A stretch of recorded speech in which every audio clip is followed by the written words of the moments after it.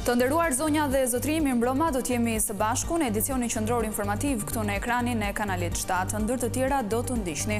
Rama deklaron nga Korça fitojmë thellë në zgjedhjet lokale të vitit të ardhshëm. Vetëm Partia Socialiste mund të anëtarësojë Shqipërinë në Bashkimin Evropian.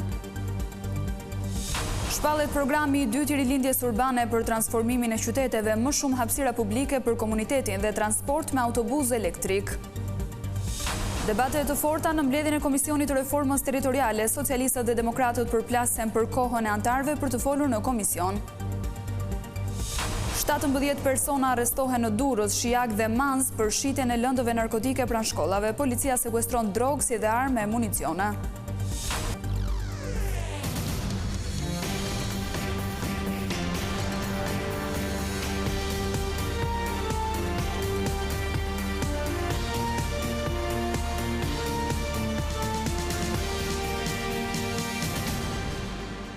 Vjojnë të njihemi më gjërësisht me zhvillimet kryesore të ditës.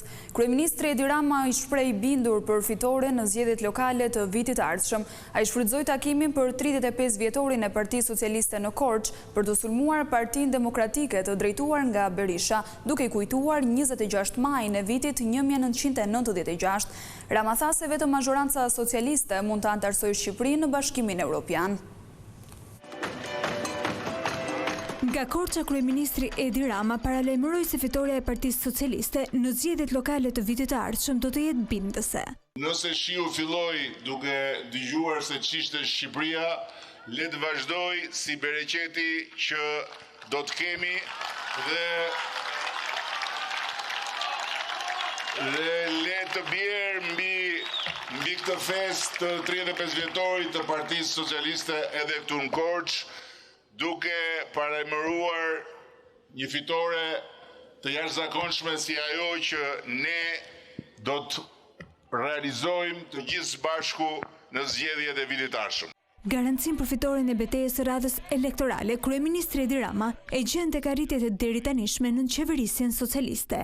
Sipas tij, Shqipëria ka hyrë tashmë në një fazë vendimtare në rrugën drejt anëtarësimit në Bashkimin Evropian. Partia Socialiste e ngjiti Shqipërinë edhe një maj më lartë në rrugën drejt majës që faktikisht është amaneti që kemi nga të parët tanë, është edhe borxhi që kemi fëmijëve tanë.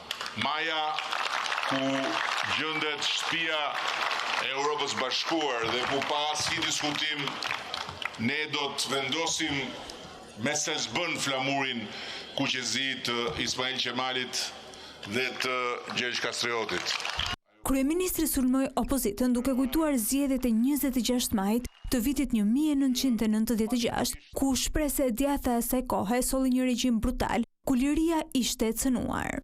26 majin e 96-s, kur socialistët u përballën me furinë e një dhune dhe me një brutalitet që faktikisht vuri të gjithë Shqipërinë përballë sfidës reale të ndërtimit demokracisë. Ata të cilët ishin në vijën e parë u dhunuan, ashtu si kundër u dhunua tërësisht edhe rezultati i atyre zgjedhjeve.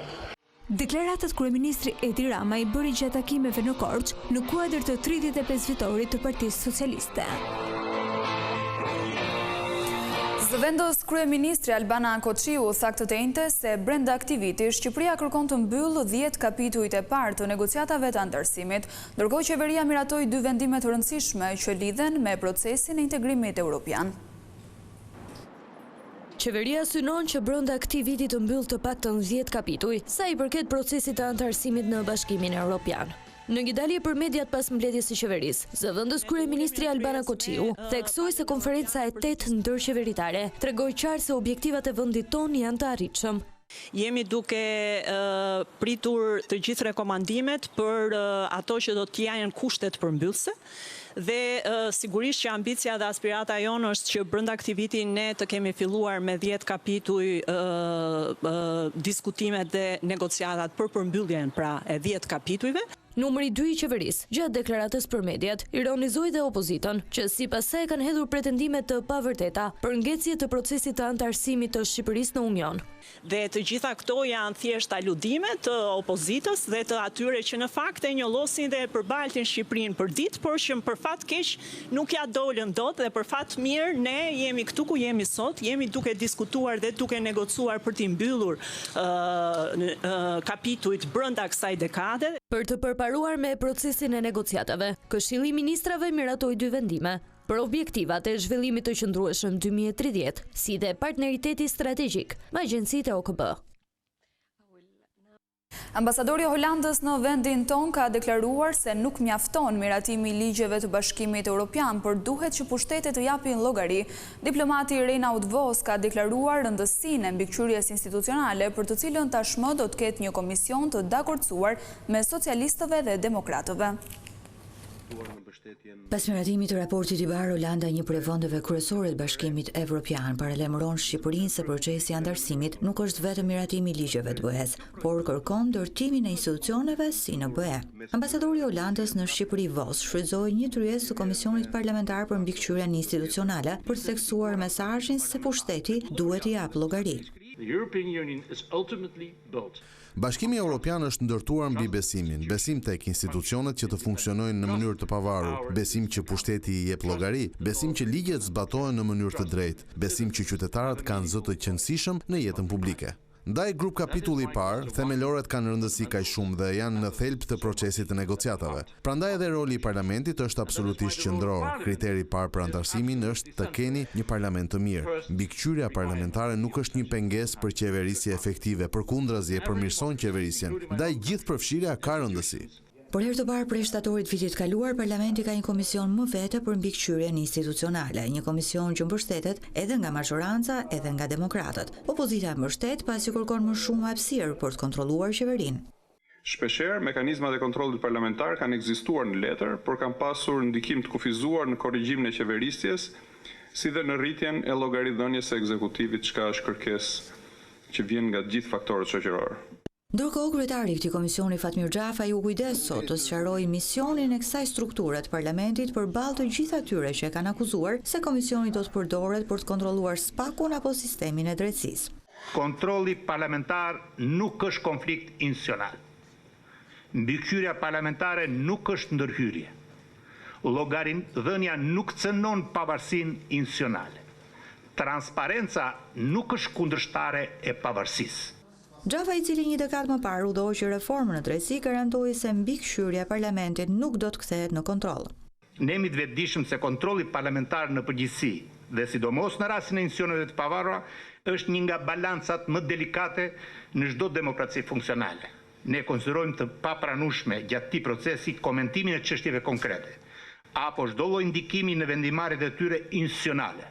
Por pavarësisht këtyre garancive, në takim ra në sy karriget e caktuara për Këshillin e Lartë Gjyqësor e Këshillin e Lartë të Prokurorisë, të cilat mbetën boshe, përfaqësuesit e këtyre institucioneve munguan në takim. Programi i ri i rilindjes urbane parashikon transformimin e qyteteve. Ministri i Pushtetit vendor Ervin Demo ka bërë të ditur se fokusi do të jetë shtimi i hapësirave për komunitetin, gjithashtu synohet futja e transportit me autobus elektrik dhe ndërtimi i parkimeve. Zhvillimi urban në bashkitë e vendit do të futet në një fazë të re dhe për të arritur këtë, qeveria prezantoi sot programin Rilindja Urbane 2, që përfshin një sër ndërhyrjesh të cilat do të realizohen për të transformuar qytetet. Përmes këtij programi do të shtohen parkimet, veçanërisht në qytetet ku ka fluks lëvizjesh, ndërsa flota e transportit urban do të mbizotërohet nga mjetet elektrike. Janë tashmë evidentuar plot 160.000 metra katror sipërfaqe në 12 bashki, të cilat kanë një potencial deri në 15.000 poste parkimi. Jemi fokusuar në bashkitë që kanë jo thjesht intensitet urban të theksuar, por mbi të gjitha dhe flukse turistike të konsiderueshme. Transporti do të jetë i bazuar në autobusa elektrik. Bashkia e parë e cila do të pilotohet do të jetë brenda 3 mujorit të fundit të këtij viti. Në fokus të rilindjes urbane do të jetë edhe riciklimi i mbetjeve apo edhe shtimi i hapësirave për komunitetin. Kemi duke punuar ngushësisht me shumë bashki për sa i përket mbulimit 100% territorit, por në njëjtën kohë dhe duke plotësuar ato standarde që tashmë do të jenë detyruese si rrjedhoja e integrimit në Bashkimin Evropian, duke filluar me riciklimin dhe jo vetëm. Objektivitet është nxitja e jetesës shëndetshme nëpërmjet hapësirave të reja rekreative, sportive në nivel vendor. Janë evidentuar tashmë nga bashkitë rreth 140 spote në nivel kombëtar për të krijuar këto pole të reja. Gjatë vitit 2026 do të ketë pilotim të programit në disa bashki, ndërsa në vitet 2027-2030 synohet që transformimi urban të marrë pamje të plotë. Mbledhja e radhës e Komisionit të Reformës Territoriale u shoqërua me debate të forta. Socialistët dhe demokratët u përplasën për kohën e anëtarëve për të folur në komision.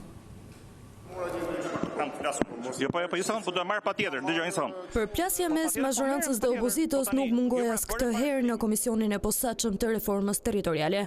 Fokusi nuk ishte tek ndarja e hartës së bashkive, por tek mënyra e mbajtjes së mbledhjes. Ishte opozita ajo që pas disa minutash pushimi u rikthye me akuza se socialistët marrin vendime pa pëlqimin e tyre. Parashtrimin tim nuk duat ma ndërpres askush. Asnjë deputeti s'mund t'ja ndërpresim dhe ne jo më të ndërhyjmë ne në punën tonë si bashkëdrejtues. Arrogancë duke nisur nga bashkëkryetari dhe normal që përcillet kjo dhe është krejtësisht e papranueshme.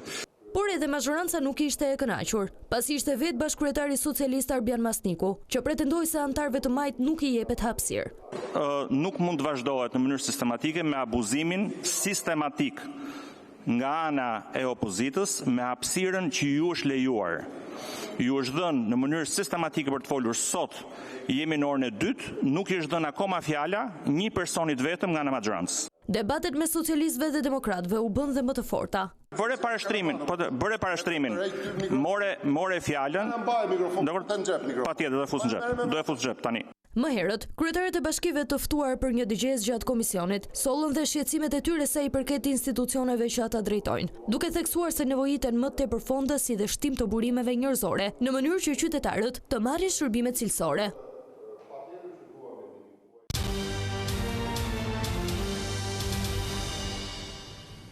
Gjykata e lartë rrëzoi rekursin e Erion Veliajt për zëvendësimin e masës shtrënguese të arrestit në Burg. Ai do të mbetet në qeli, ndërsa trupa gjykuese la në fuqi vendimin e apelit të posaçëm të datës 24 shkurt të këtij viti. Përveç këtij rekursi, gjykata kushtetuese ka rikthyer në gjykatën e lartë një tjetër kërkesë për liri të Erion Veliajt. Vendimi kushtetuese si dhënë 2 ditë më parë detyron gjykatën e lartë të arsyetojë nëse arresti me burg është një masë proporcionale për qytetarin e parë të Tiranës. Veliaj ndodhet në qeli që prej 10 shkurtit të vitit 2025 për akuza të rënda mes të cilave korrupsion, pastrim parash dhe mos deklarim pasurie.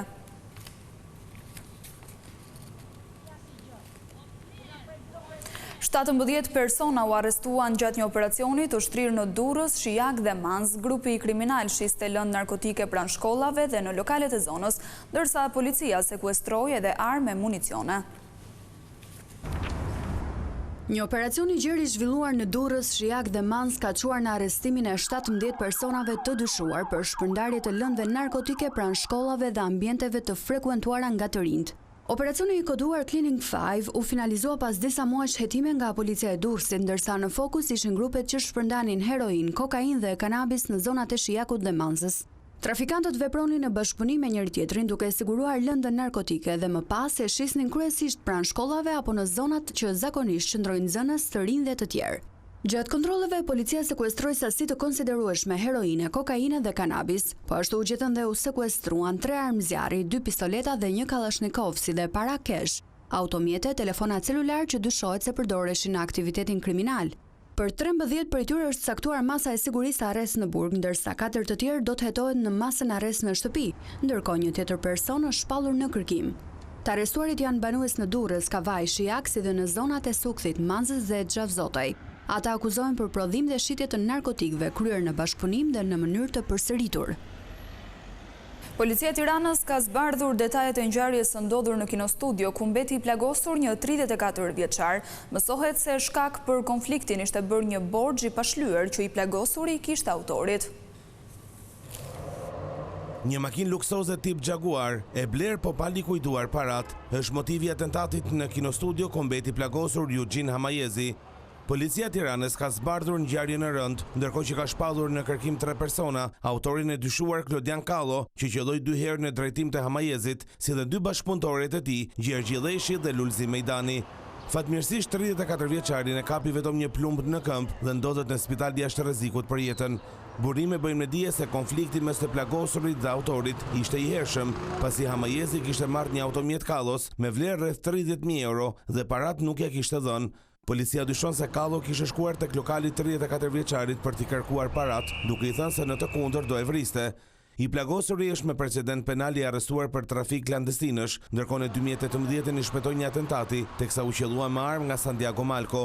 Gjatë marrjes në pyetje, 34 vjeçari Hamayezi nuk ka pranuar që të jap deklarime përpara grupit hetimor. Gjithashtu dhe autori i dyshuar Klodian Kallo rezulton me precedent të mëparshëm penal. Një aksident me pasojë vdekjen është shënuar këtë të njëjtë në rrugën e re drejt Darzezës. Një automjet pasi ka dalë nga rruga për shkak të shpejtësisë tej normave të lejuara ka përfunduar i përmbysur në kanalin ansor të rrugës. Si pasojë ka humbur jetën drejtuesi i tij. Në vendngjarje mbërritën menjëherë shërbimet e policisë dhe shërbimet zjarfikse që bën të mundur nxjerrjen e trupit nga automjeti i shkatëruar plotësisht. Inspektoriati i Kombëtar i Mbrojtjes së Territorit ka gjobitur dhe ka pezulluar përkohësisht aktivitetin e kompanisë Alb Krom në Elbasan. Në ambientet e saj janë gjetur rreth 318 tonë mbetje të rrezikshme të krijuara nga procesi i pluhurit të kromit. Autoritetet bën të ditur se për këto mbetje nuk ekzistonte asnjë kontratë për trajtimin, transportin apo asgjësimin e tyre. Për këtë shkelje, kompania është ndëshkuar me një gjobë prej 4 milion lekësh dhe është vendosur pezullimi i aktivitetit deri në trajtimin e plotë të mbetjeve sipas ligjit në fuqi. Kjo ishte gjithçka e përgatitur. Unë ju falenderoj për vëmendjen. Bashkë mirëpafshim.